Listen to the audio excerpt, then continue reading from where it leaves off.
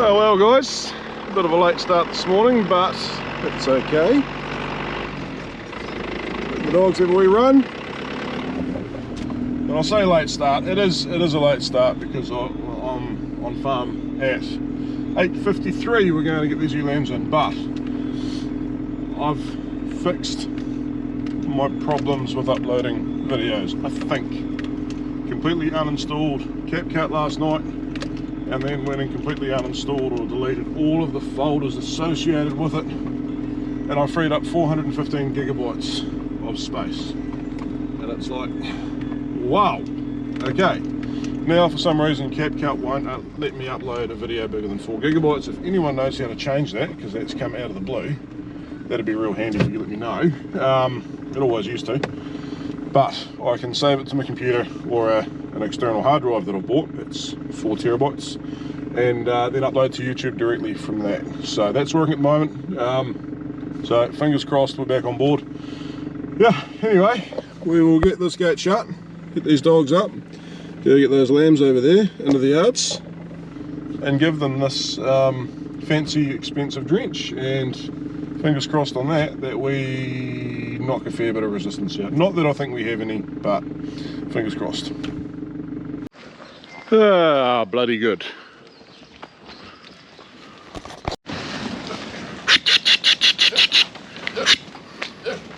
Hey! Short lambs are a lot easier to work with than woolly lambs, guys, so I do have to grant that. They just move so much nicer.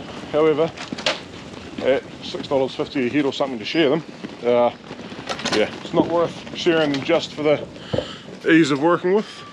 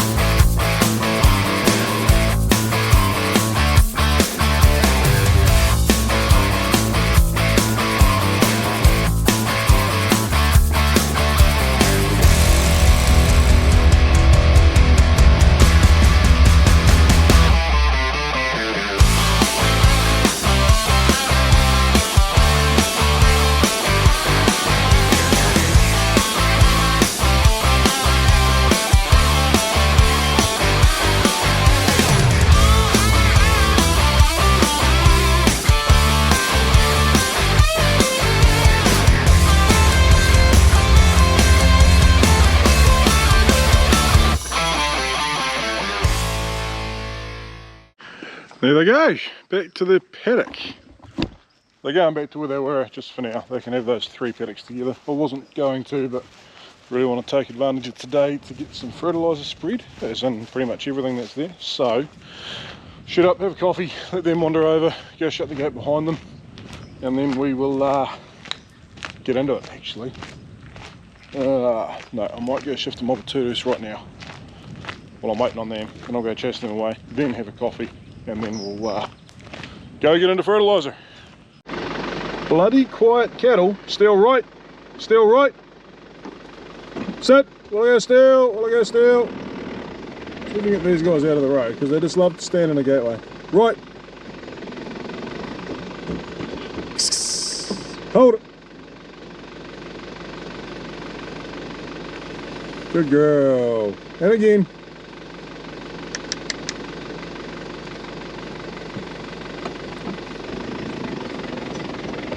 Now they've learnt their lesson.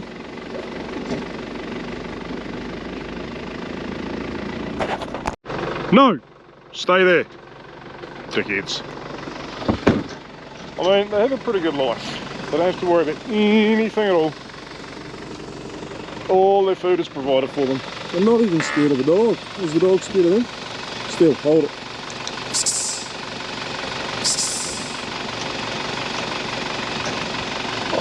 There's the standoff. Good girl still.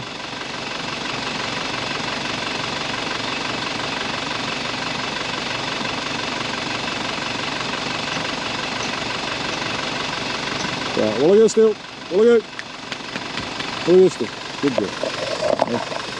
Anyway, 2 days from terminal U's are shifted. There should be, I don't know, 4 or 5 days in there. I know, I said I was going to put a brake fence up for the next one, and I really should have in there, but I haven't, so that's that. So they're going to go there, then they're going to come here when these guys go somewhere else for a few days before they hopefully all go on a truck. Then they'll go there, and then they'll go there, then they'll go back to the start. Although, if that's 4 or 5 days there, 3 or 4 days there, 3 or 4 days there, that's the end of the first cycle anyway. So beyond that, I don't know where everything's going to go, but they're getting well fed. They're getting fed well and truly above maintenance, and that's the main thing. Some people talk about having a rising plane with the rams out, as in body condition increasing, increases ovulation. I don't know that we want to increase ovulation. I think the bigger thing is the condition they are in when the ram sees them, but yeah, we want them as heavy as we can within reason when they go on Swedes. Basically, the better they are then, and the more grass we have ahead of us and Swedes and everything, the better outcomes we'll have in September regardless of what happens. So I'm not saying we'll have good outcomes if the weather is bad, but we'll have better outcomes than if we had skinny sheep and less feed. So that's the idea, and make some money along the way, of course, out of the lambs and these guys. You still keep them away still? Hey, you don't stop working, do you? And there they go, back to their home for the next, I don't know, 5 or 6 days. Quite a bit of tucker in there, so they can actually hang around for a while. Anyway, time to go have some lunch now. Look at Steel. Right, we're into it. We've got one load done, calibration load. It is done about 12.5 hectares, and it is about perfect. We've got that grate in there, because in there, there's some big clumpy stuff that I don't want blocking that.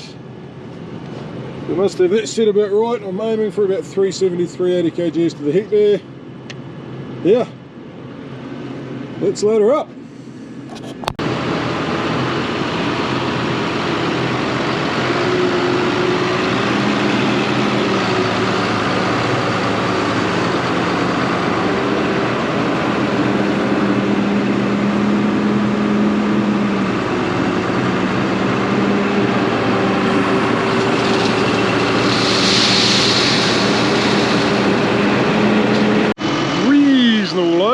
Could have got a bit more in if I was a bit better organised, but just on that, guys, this thing is starting to get a wee bit corroded in places.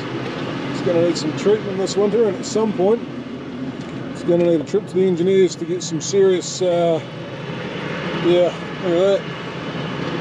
That's not good. The other bad one was in the back of that walking bone. Check that out. Yeah. Bloody potash. We never really saw much corrosion on a spreader until we started putting potash on, but we needed it. It's one of those things that's just got to be done. Anyway, we'll go get this load on. It's going to go out here. We've already got a fair whack of this one done, probably about a third, and then that hill just up there. Start on that one, and then we'll just carry on up that way until we run out of fert or run out of area. Theoretically, sorry guys, I'm a bit close. Theoretically, it should be area we run out of up there. You've got to be a little bit careful with this stuff. They reckon 20 mils or 20 days, or 10 mils and 10 days of rain time between application and grazing. There's a reasonable amount of rain in the forecast. It's not a massive risk. You wouldn't want to put it on the paddock with a dew on and then graze it the next day or with stock in there. We used to put it on top of stock, and it never caused any visible problems, but you just don't know. Yeah, so we're going to do the stuff in front of where the ewes are going, because I've still got probably 4 days there, and in that time there's probably going to be 15 mils of rain, so I'm going to call that enough as long as that rain comes. If it doesn't, well, we're still going to graze those paddocks. There's definitely going to be some rain coming, so it's just to wash it off the leaf. They just get a bit worried about fluoride poisoning. So like I say, it's never been an issue, but I don't want to see it be an issue for the first time here. So something else we've got to keep in mind, but we'll get it on. We should get a little bit of that side done too, because this side shouldn't be 125 hectares, well, no, 100 hectares. Yeah, it's 20 hectares of banks, 20 hectares of crop, and 20 hectares of young grass that doesn't get this on it, which is 60 hectares, and we're 260 hectares roughly. It's probably a bit more than 20 hectares of banks. Like I said earlier, all the creeks and guts and stuff that we don't do within the paddocks is why the rate is 375 and not 300, but the farm average rate needs to be 300, so that's what we're doing. Anyway, we'll carry on and spread some fertilizer.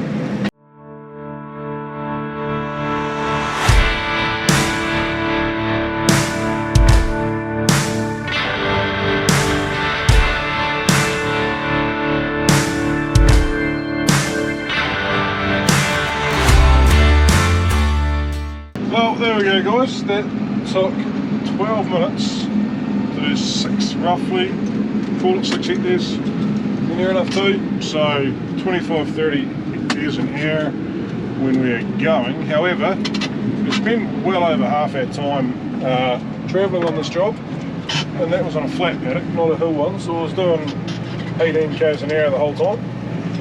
Next paddock will be a bit slower, but that's alright. That's just the hills we have. Right, let's see how far away from these creeks we have to keep, eh? It's quite a wee way with this stuff. Just for the record, if I do have to be spreading some lime later on. Lime and waterways doesn't really matter. It's super that matters. So yeah, well, it's everything else. Nutrients. Lime is more about pH than it is about nutrients, but my understanding it actually has a potentially positive effect on waterways. That said, we don't just need to go and try and pour it in there. But we're off. Gonna get up this hill fast, girl, or not?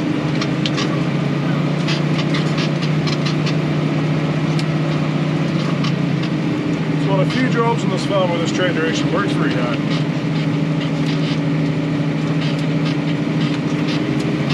But I bought the big bulky, so I had to buy the big tractor to go with it, right? You guys never got to see it, but we used to have an old CVX 150, not the Puma, but the actual original Stayer CVX. Oh, that was a beautiful tractor. Didn't quite have the go this thing has, but I'm not far off. Made it up there easy enough.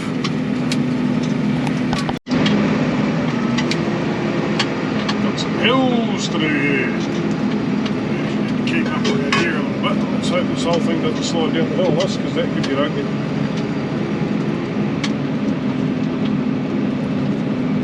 I'll stand put nicely. So, some people might be wondering why we're fertilising when we've got so much grass. Well, this fertiliser isn't like urea. So urea is a growth stimulant or promotant or whatever you want to call it. It makes the grass grow directly. This fertiliser is more of what the key New Zealand sort of pasture growing system is about, which is, I don't want to say healthy soil, it is about healthy soil, but it's about soil that has the nutrients in it that the plant wants. So this fertiliser is going into the soil. The plant won't take a lot of it up. If we had a massive deficiency, it would. But like this fertiliser we can put in the soil, and basically if it doesn't get used, it stays there. More so than any other ferret that we use. Phosphorus is pretty good that way. It binds to the soil really, really well, and then the plant's extracted from there. So yeah, that's why we put it on once a year. We could do it twice. Dairy farmers do it twice because they use basically twice as much as we do, because their production's a bit more intense. They take a bit more off the land, so they have to put more back on. Just the nature of it, but it's just exporting milk instead of meat. So because they put so much on, they often split their application in two. Basically do one this size sometime in the spring and another one in the autumn, or scattered throughout the season, however they see fit. But we get away at this rate with one application a year. It's pretty good. Ideally we should do it in the spring, but it becomes very, very hard to pay for it in the spring. In the autumn, when the money's coming in, it's far easier to sort out. And they do plans where you can defer payment into from, you know, put it on in the spring and pay for the autumn. But if we have seasons like last year, the year before, we managed to put super on the year before last year, but just last year we didn't, because we couldn't afford it. If we'd put it on in the spring, we would have had to pay for it in the autumn still, and well, the money wasn't there, so that could get us in a spot of bother. And if the money's already in the account in the spring, well, you may as well just pay for it then and get it over and done with. But yeah, it's a challenging one. But there's a lot of people who tell you, oh, you don't need to put fertilizer on. Well, you do. There's normally 7 years between someone stopping putting fertilizer on and selling the farm, because they can't produce anymore, and believe me, not selling it for a good price. Nobody pays me $1 for land that's depleted in fertilizer, because this stuff's $500 a tonne, and if you get your OCPs down to single figures, it could cost $1,500 to $2,000 a hectare to get it back.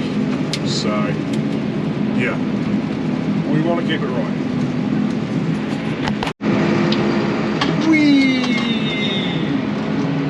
Trying to work out whether we're light enough to try and get up that steep wee hill yet or not. I don't think so.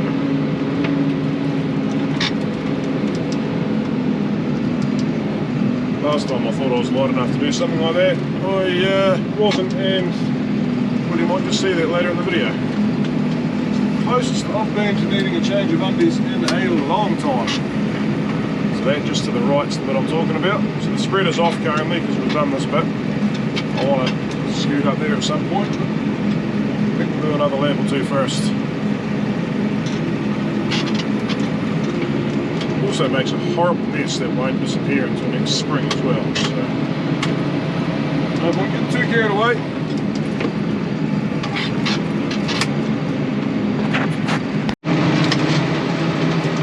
Right, let's go down it. That's where we've wound up. So now theoretically this paddock, I'm not too stressed if we finish it. Theoretically we should run out with about a hectare or two to go. It's going to be down to the right of us in the middle. Won't be ideal to do with a full load, but it won't be too bad. Right, now you may wonder why I'm getting so carried away doing all this steep stuff. It's a long way from the waterway, so we don't have to worry about that. My father, I shouldn't say turned this place around, but made big improvements on this place by spreading super and lime on a lot of steep ground that a lot of people wouldn't touch, and it ultimately just makes better grass grow there. Makes it grow sweeter and more and better quality, and yeah, fertilizer is very crucial. Now, a lot of people will tell us that we shouldn't be doing that, and don't get me wrong, I've marked out some banks like that big ugly one there in front of us. That is now what we call the no spread zone. We do get fertilizer on that in theory by putting sheep on there quite full and bringing them off quite empty when we graze it. So fertility transfer happens, but we don't spread actual solid fertilizer there. In some areas because it makes a lot of sense environmentally, in other areas just to keep the environmentalists happy, I guess you'd say.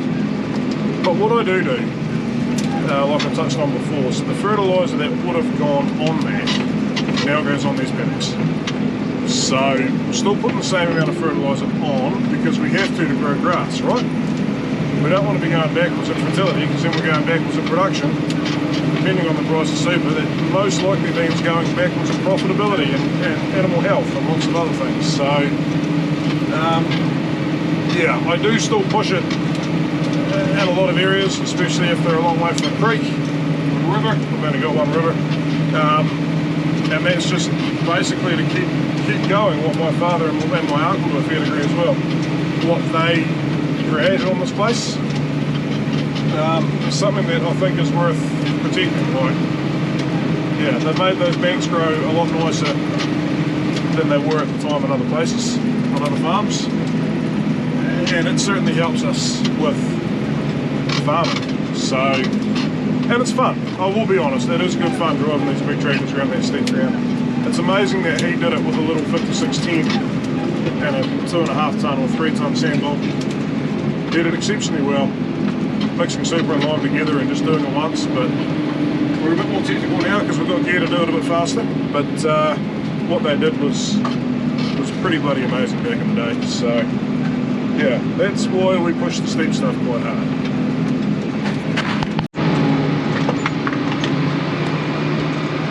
Into the man's land now.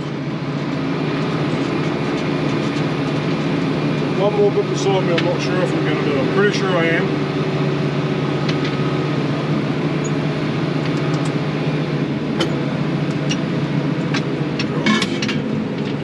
Loop here,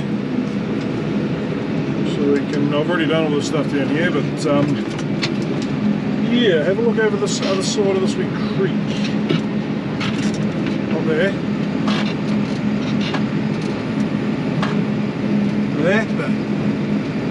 So I can come through this creek here to get out. I think I'm going to come down there, because we've got to go a wee way across the other side of those roads anyway. But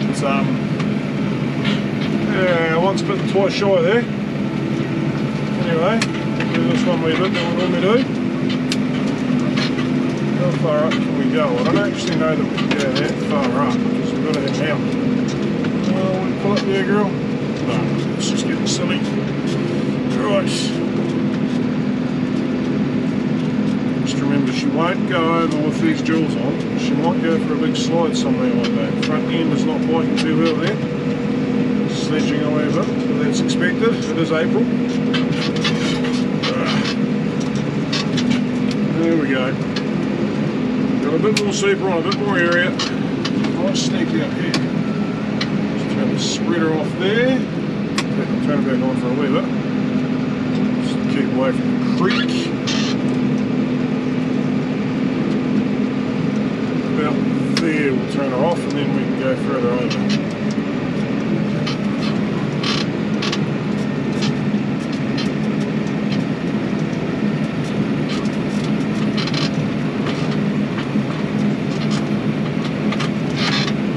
Might be 300 or 400 kilos left in the bin. Maybe 500. Shouldn't be enough to shove me down here, but we're about to find out, guys. Let's cross our fingers and hope for the best. It's not as steep as it is just where we went down before. It's just a bit more intimidating. But I didn't lose it last time going down. I lost it coming up. So crossed, just do a wee spin over here, just drive by that,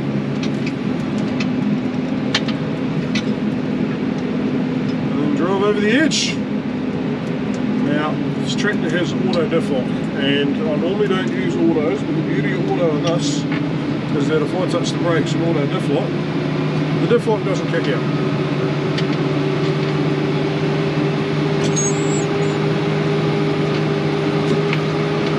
Look at that, tiny wee bit of a lost traction right there, not enough to worry about.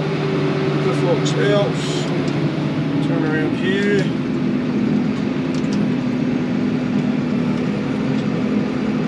Spread it out again and turn those preset wheels off so we can just crawl through here. The arse of the bulky will drag a wee bit. Weights might hit too, do they? We'll do a little bit of ploughing happening.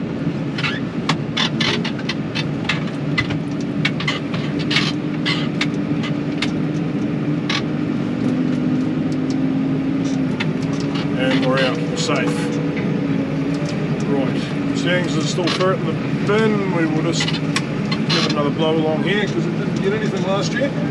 Nothing got anything last year apart from the Swedes and young grass.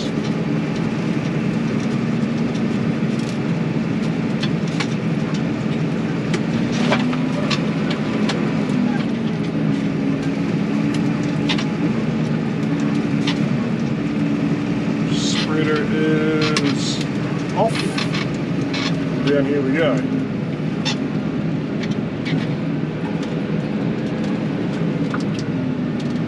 Right guys, we'll see you in another couple of loads.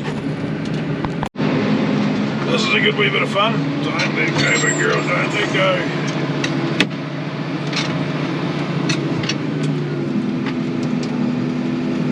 So easy.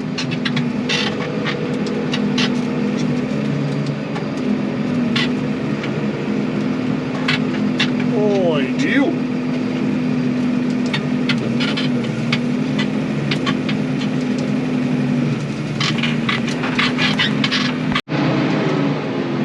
Loves a bit of steep ground.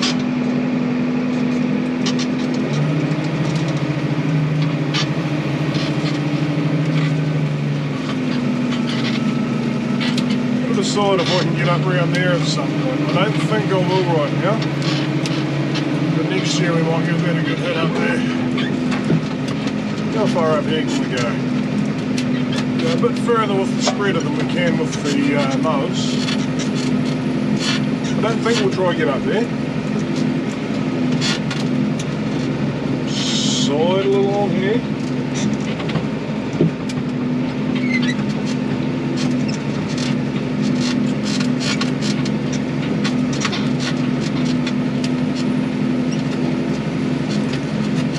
Point over here, normally we wind up sliding down the hill, so we'll see what happens.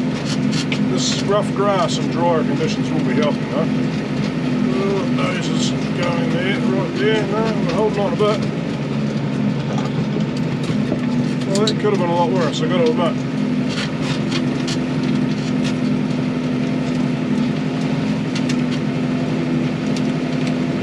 Get around here.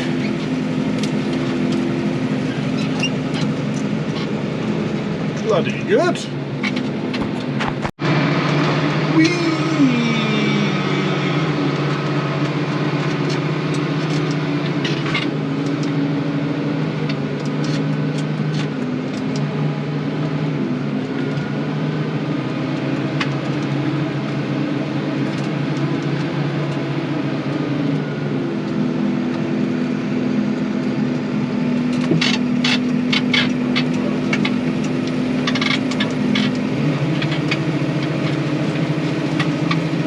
Get up here, girl. Surely. Not much way left to move now. We'll give us some fox. Tyres are getting very, very wet and dew, but we're holding on.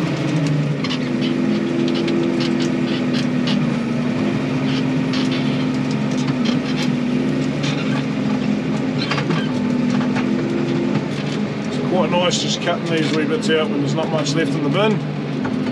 Then I'll go home and load up and do the flat stuff on top of this paddock after that.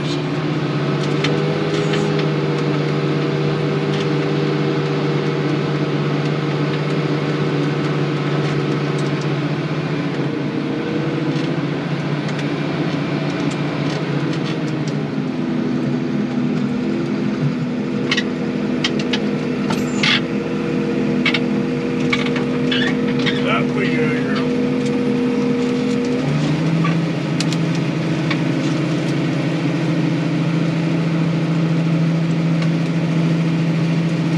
Good work.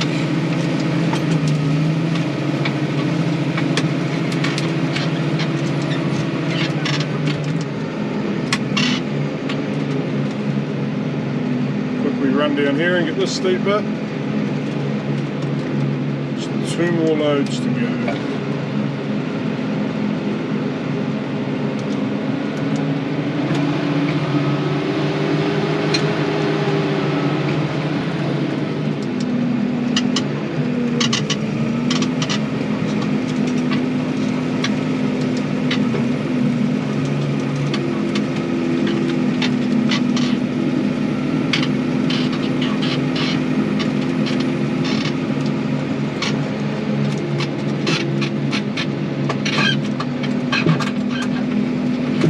that we were done.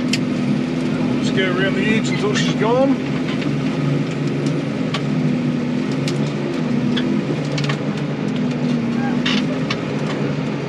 I'm feeling it won't take very long.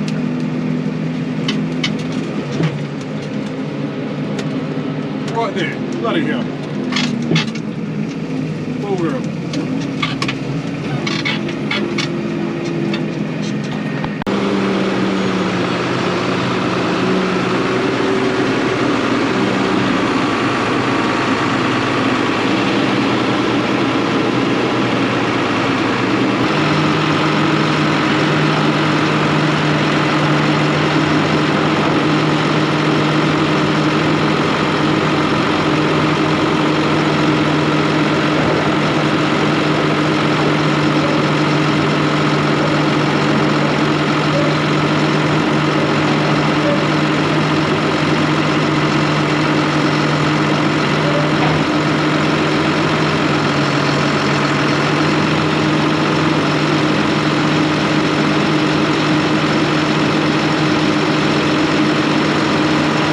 Well guys, I think that last load is going to have enough for us to finish like a quarter of a hectare in one paddock and about 8.5 hectares of another. So it's got some steep stuff in it.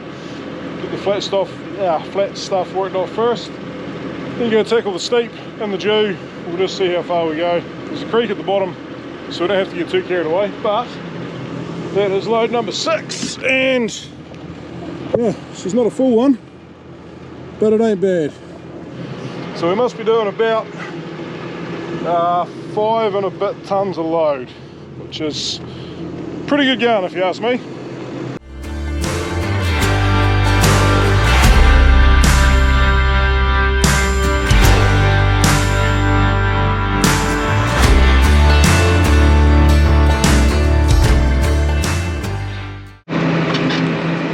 Well guys, there we go, that is another job done. Well, half done.